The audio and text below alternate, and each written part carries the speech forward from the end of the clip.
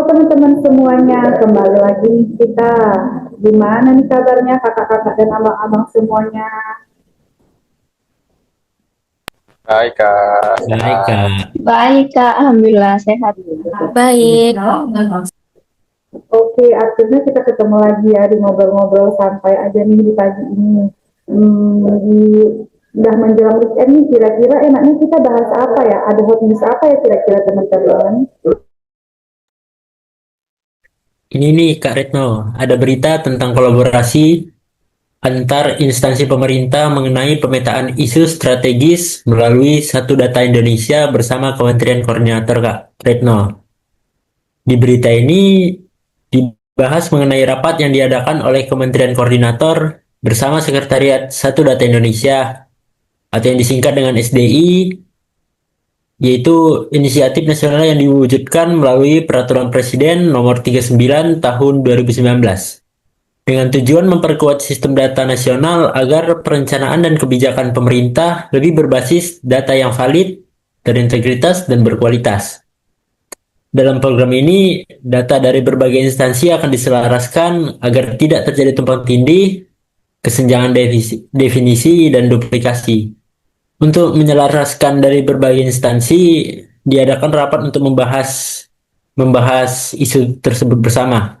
Tujuannya agar kementerian-kementerian koordinator ikut aktif memberi masukan, menjelaskan perspektif, dan memfasilitasi pembahasan isu strategis lintas sektor. Tidak Ilham, keren banget nih berita yang akan kita bahas kali ini ya teman-teman. Nah, kira-kira dari berita tersebut tuh kan ada dibahas tuh mengenai 8 isu strategis yang diusulkan oleh SDI.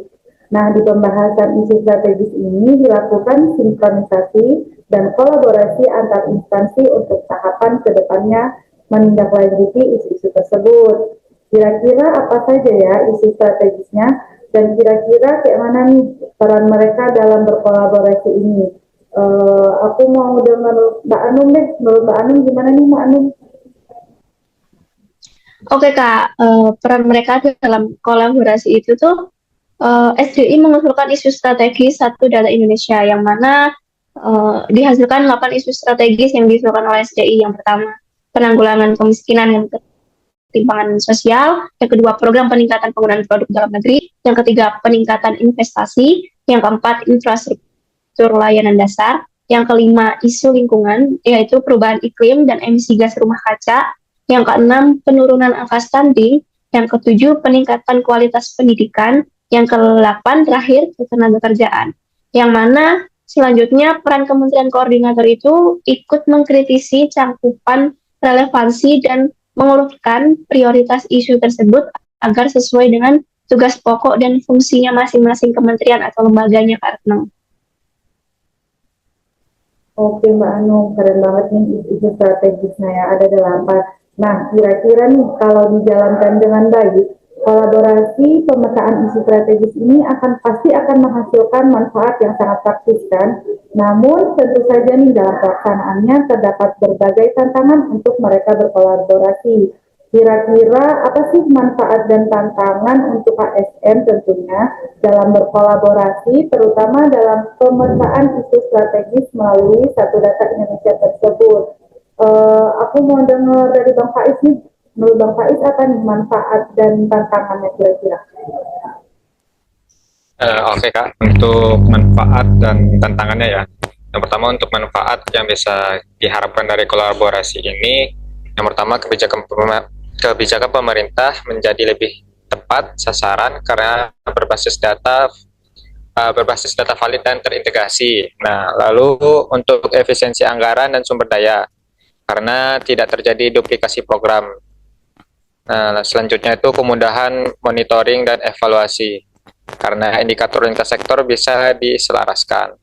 Selanjutnya peningkatan akuntabilitas publik karena masyarakat bisa melihat dasar data dan justifikasi kebijakan. Selanjutnya sinergi antar lembaga yang lebih kuat. Nah, memperkuat budaya kolaboratif di pemerintahan. Untuk tadi kan manfaat tuh. Nah, sekarang tantangannya. Yang pertama, perbedaan definisi format data antar instansi. harus diseragamkan dulu agar bisa lanjut berkolaborasi. Yang kedua, keterbatasan kapasitas teknis dan SDM di beberapa instansi daerah. Dan yang ketiga, resistensi institusional. Contohnya, ada instansi yang belum siap berbagi data. Yang keempat, koordinasi lintas kementerian yang kompleks, karena kepentingan sektor bisa berbeda-beda. Nah, yang kelima, ketersediaan anggaran untuk pengembangan sistem dan integrasi data. Untuk itu diperlukan komitmen politik, pembinaan kapasitas, dan regulasi yang mendukung agar kolaborasi ini berjalan lancar, Mbak. Gitu kok. Oke, keren banget nih Bang Faiz. Nah, kira-kira nih Kak Dita deh, kalau menurut Kak Dita, kalau kita kaitkan nih dengan nilai dasar ASN, khususnya kolaboratif, bagaimana menurut Kak Dita melihat kolaborasi dalam satu data Indonesia ini sebagai wujud implementasi dari nilai tersebut nih? Minta penjelasannya dong Kak Dita.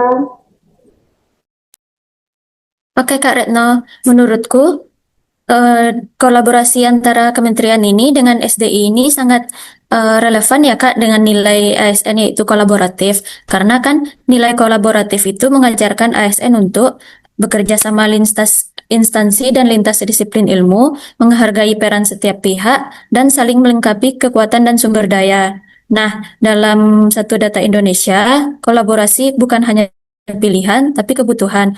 Tanpa kerjasama antar kementerian koordinator, SDI, bahkan kementerian teknis dan pemerintah daerah, data yang dihasilkan akan terfragmentasi dan sulit digunakan untuk kebijakan.